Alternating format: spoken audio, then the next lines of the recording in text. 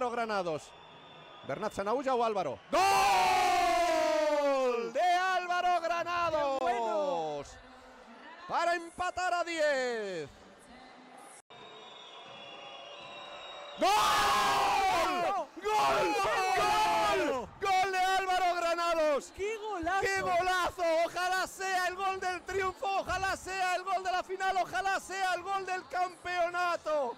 Tendrían que haber visto a Mate Ortiz, a Dani Bayar, la cara que ponía mientras ese balón volaba de un palo al otro. ¡Qué golazo! Soccer player from Real Madrid. Modrić. Really? Modrić. Oh, that's nice. Yes, Mhm.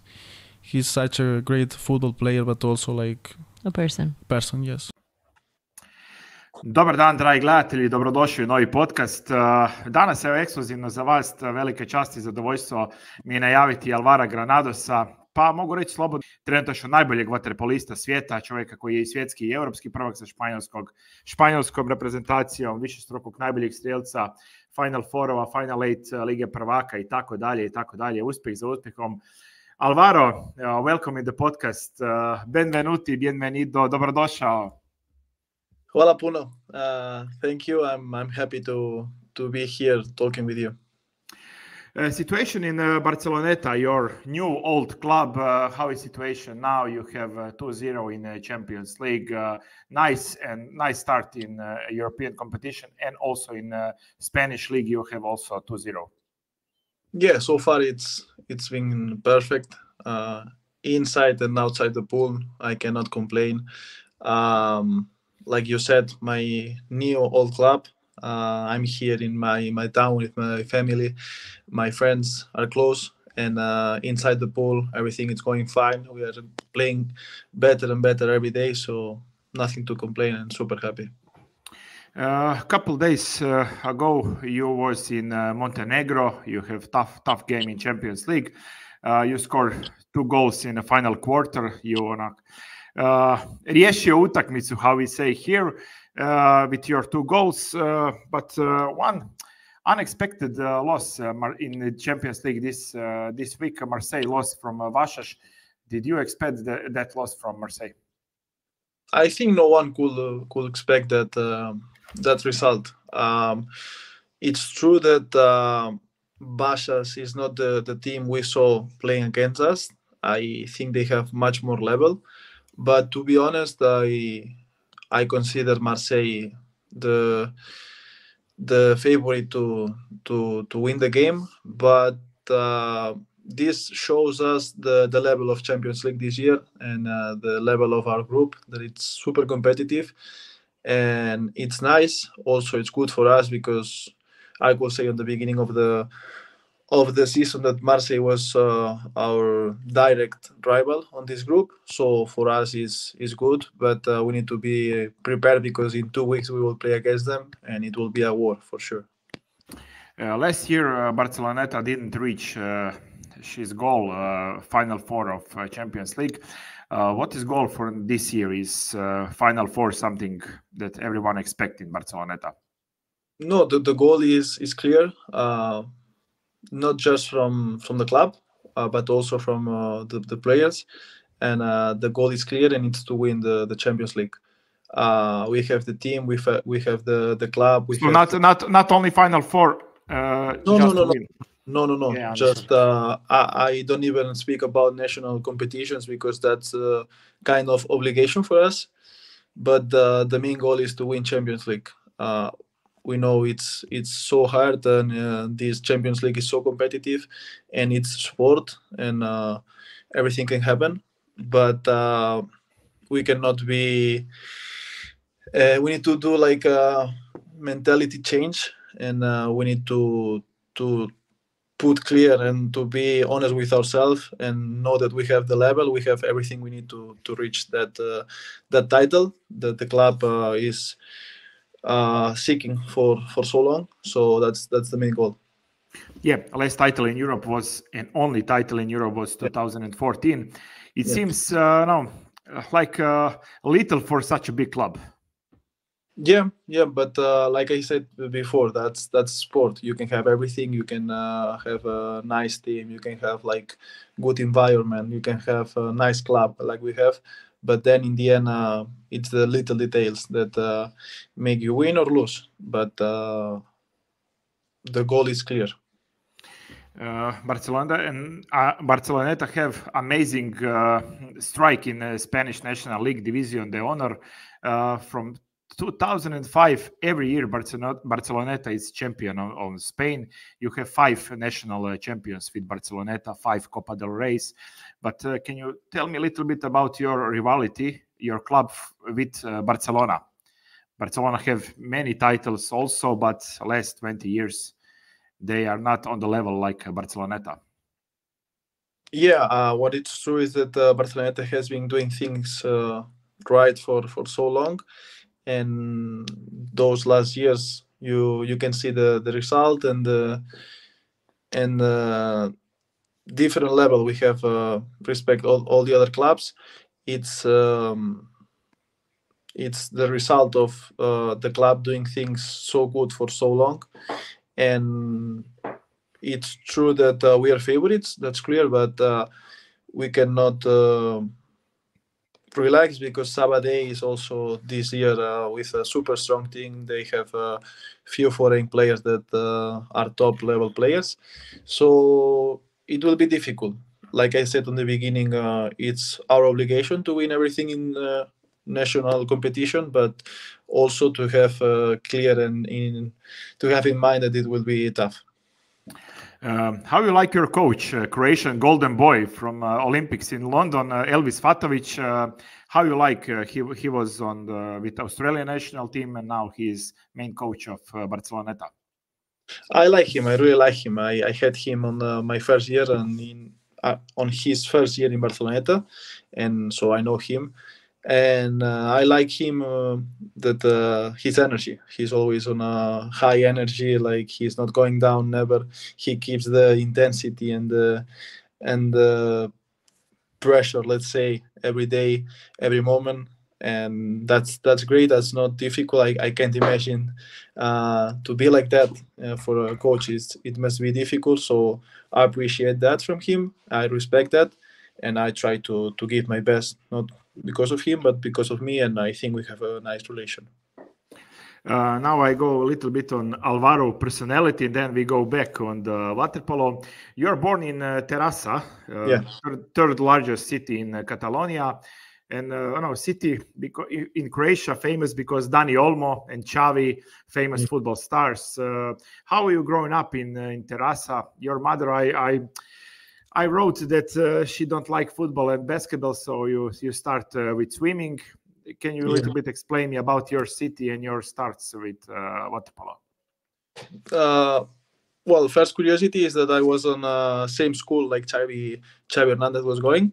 So football in my city is really important thing. It's like I guess in every big city in the world, like the main sport. My brother as well was doing football when I was a kid, and my motivation, or I wanted to play football or at least to play basketball, but I couldn't imagine myself in the pool because none of my friends was swimming or doing water polo. So that's what I wanted to do. But because my parents didn't like football so much, they decided that I will go to the pool, and because I was a good kid, I obey and I went to the pool. And from the first day I love it. And because I was so competitive from the very first day, I was giving my best. And first I started with swimming, and then I discovered water polo. I fell in love with that sport, and since then I'm doing that. Yeah, Terrassa is a famous city because number of sport people they give in Olympic Games, because the first sport is hockey on the grass, field hockey, or how we say. It's popular sport there. Yeah, super famous. We have, if I'm not wrong, like 3 big clubs that give, like every Olympics, they give, I don't know, like 8, 9, 10 field hockey players to the national team. So it's huge thing here. But also in water polo, we have the rastužila, we have Paolo Leighton, and we have me. So it's not a bad percentage of people from Terrassa on the Olympic waterpolo. Alvaro, you are born and going to school in Catalonia. How is possible that you are a fan of Real Madrid? And I watched your interview a couple of months before, and you said my favorite player is Luka Modrić. Because I like to win, you know. So Real Madrid is the best team in history, so it's easier. No, but I'm joking. This comes from because my father is a Real Madrid fan. He's not from Catalonia, so he's a Real Madrid fan. So I grew up watching him and watching Real Madrid, and since then I support Real Madrid. But to be honest, I'm not a huge fan of football. I like every other sport. But if I need to choose, I will choose every time Real Madrid. Why you like Luka Modrić? You know, I must say that you are talking about Luka Modrić in some podcasts in other countries because the people don't think that you say Luka Modrić because you are now with Croatian journalist. Yeah, no, I mean I like Luka Modrić, and like I said before, I'm not a huge fan of football. I'm not an expert. But I like Real Madrid and what Luka Modrić gave, and it's giving still to Real Madrid, not only on the court, but also outside. His personality, the way he behaves, the way he plays, everything that surrounds him, it's nice. And for me, that I'm a passionate, not only football, water polo, in every sport, I appreciate how he is, how he behaves, and what his energy in and out of the football pitch. So that's what I like from him. Spanish national team 2024, you broke our hearts in Croatia. You scored the most important goal in the finish of the game, and Spanish national team was the first time European championship. How you like all competition in Croatia, in Dubrovnik and Zagreb, and the final game? It was super nice. Not only because we won, and I will always have a nice memory about that, but from the very beginning was amazing. Since Dubrovnik, that the pool was magical. Let's say it was full, and it was so nice. Since then, Zagreb, everything was perfect. Everything was on point. The organization, the pool, the crowd, everything was nice. And then on the end, we won. So that was the last touch to make it perfect. Yeah, you have one heartbreaking loss in Budapest 2020 final against Hungary. You miss penalty, and Spanish in that day win silver medal. Yeah, in the end, it was, like you said, heartbroken. It was tough for all of us, but I guess a little bit more tough for me because I missed the last penalty. But that's sport, and how I see things, it's part of the game. And I could on that moment say to myself, okay, I will never again shoot a penalty. I don't want to miss. But how I am, I prefer to miss again than to have all my life the guilty on my mind that I didn't shoot. So I'm like that. I take that as part of the game. You can miss, but I will never say no to shoot penalty, and I'm like that. Yeah, but you have confirmation for this attitude for the World Cup in Hungary. You score crucial penalty in that moment in final game with Italy. So it was nice for you.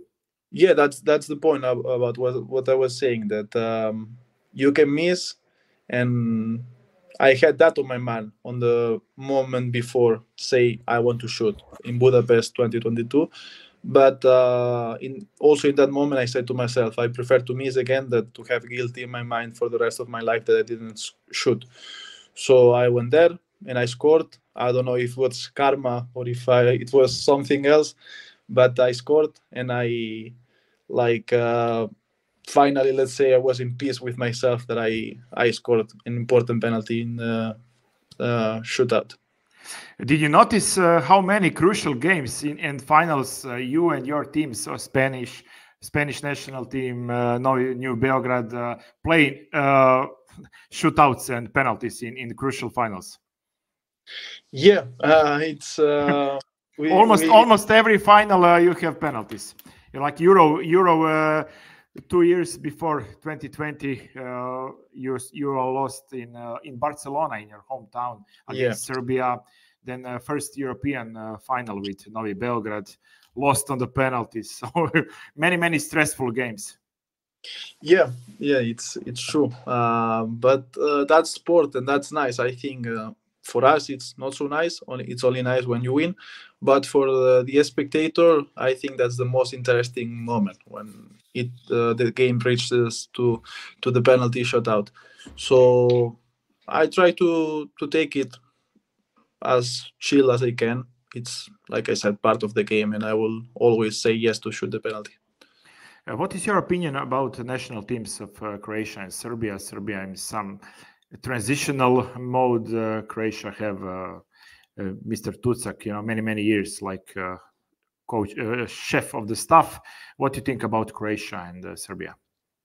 Well, on one hand, we have Croatia that, in my opinion, was the most solid team in this Olympic cycle. They won European, they won World Champs. They were the most solid team in these last 4 years. And then we have Belgrade, completely the opposite thing. They went to a transition on that 4-year period, but on the end they were a team on the most important competition of these 4 years. They managed to play amazing. They managed to overcome difficult moments, and they won. And that's for them for all of their lives. And it was like something we must learn from them. That no one expected anything from them. To be honest, it's true, no one. But they overcome every difficult moment and every criticism they received, and they won. So that I respect that. And your opinion in this moment to best Croatian club, Jug from Dubrovnik and Split? I mean, Jug is historic. It's part of history of water polo. I respect so much everything from Jug. I'm a very good friend of Felipe that played there for 2 years and won the Champions League title there. So I heard many things about that club. I respect so much and I admire them.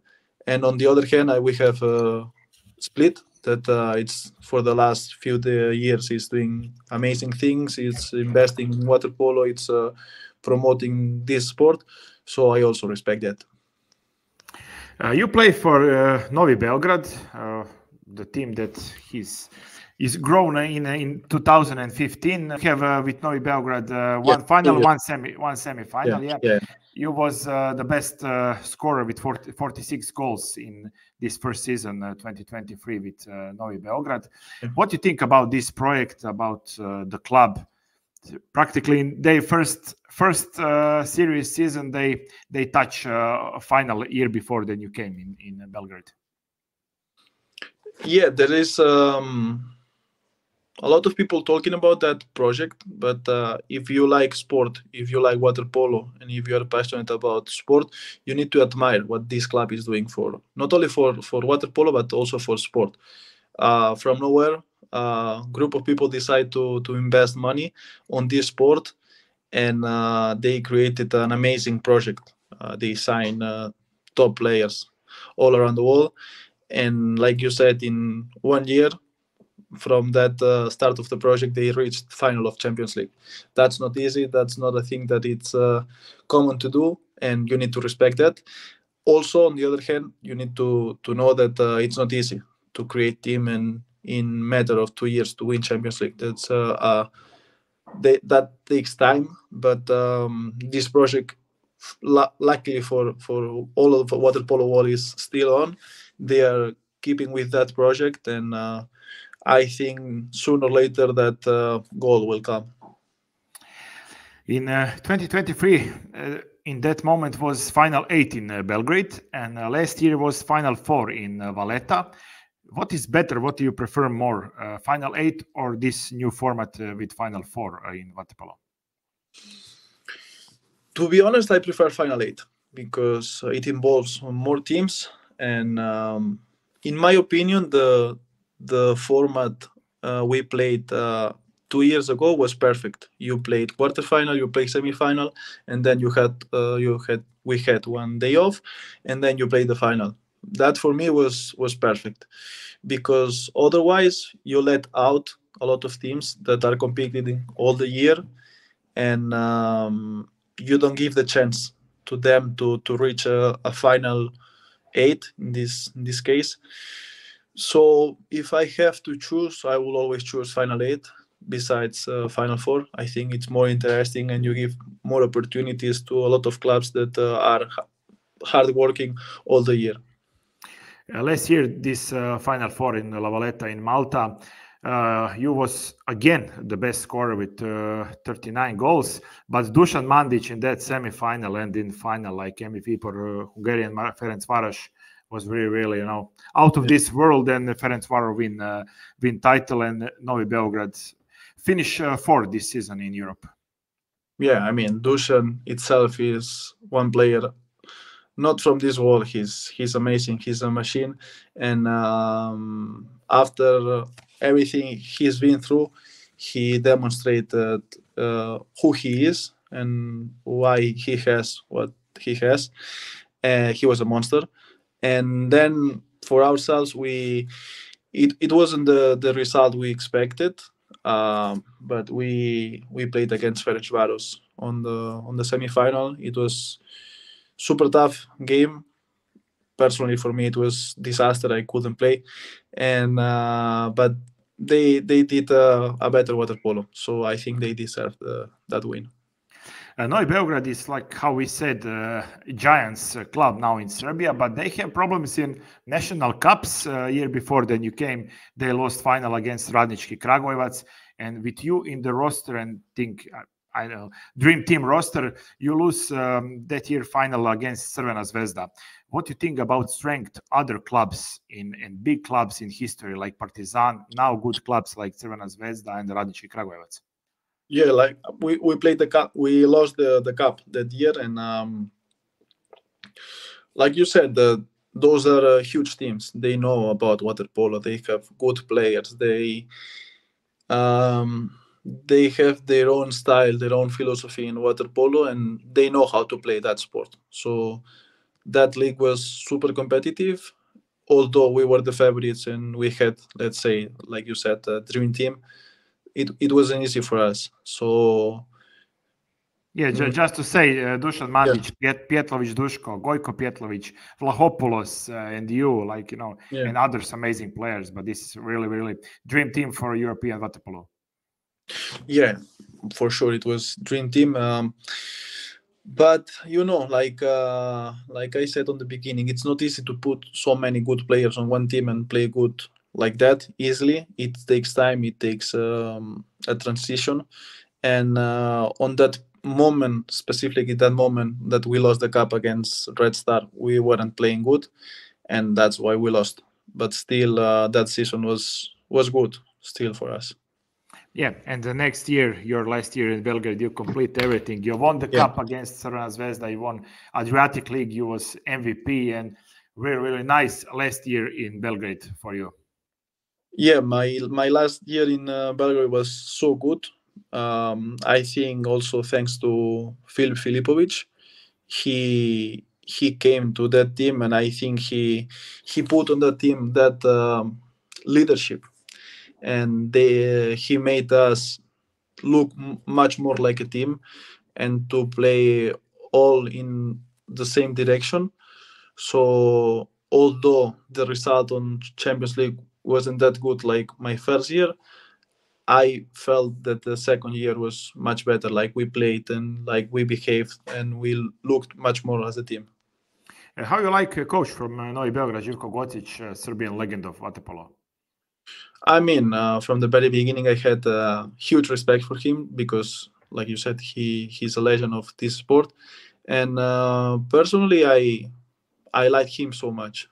He always was so good to me, like inside and outside the pool. I have only good things about him, and I really like him as a person and as a coach. And how you like life and nightlife in Belgrade? I mean, Belgrade is it's crazy city. It's huge. You have everything you want. You have restaurants, you have coffee places, you have everything. It's huge, and you have everything you need. And I really liked. I think people that it's not from the Balkans don't know how nice it's Belgrade. So if someone from outside the Balkans is hearing me, I would like to tell them then to give a chance to Belgrade and visit, because it's amazing. Some people told me that one of the first sentences that you spell correct was kratki espresso and kisela. Is that correct?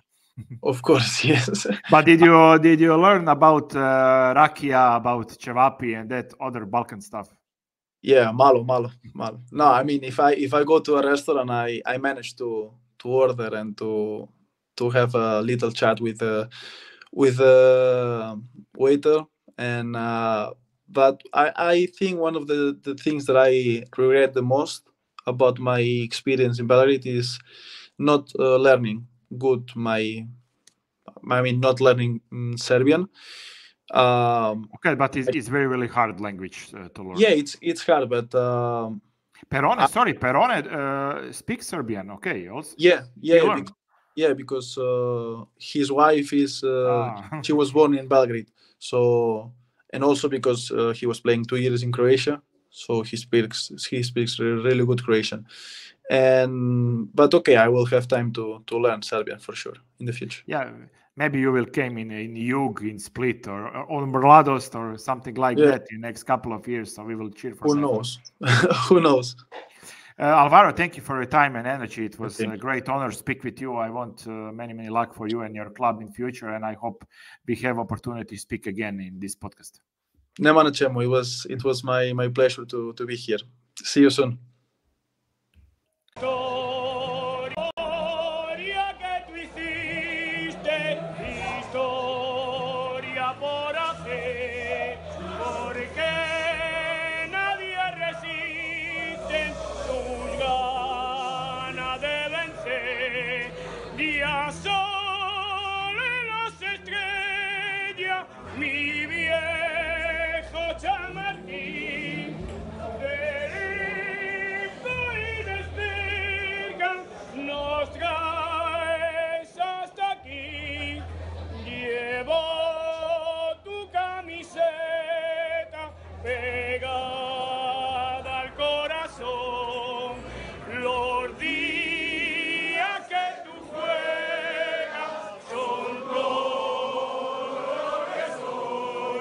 Yeah, go!